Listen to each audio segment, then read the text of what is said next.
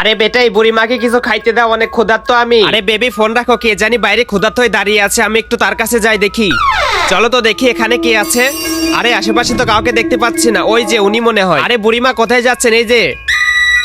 এই যে বুড়িমা, আমি আপনার জন্য খাবার এনেছি, এটাকে আপনি খেয়ে নেন। তুমি আমার জন্য খাবার এনেছো, আমাকে এইটা দিয়ে দাও।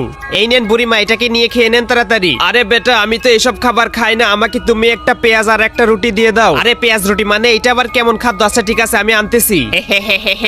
চলো একটা পেঁয়াজ এবং একটা রুটি তাড়াতাড়ি বুড়িমাকে দিয়ে আসি। আরে বুড়িমা এই দেখেন আমি আপনার জন্য নিয়ে এসেছি। আরে ভাই যাস না, ওখানে দাঁড়িয়ে যায়, এটা কোনো মানুষ না, এটা হচ্ছে মানুষের রক্ত খাওয়া একটা ভূত, যে পেঁয়াজ রুটি নিয়ে সব মানুষের রক্ত খেয়ে ফেলে দেয়, বুঝলি?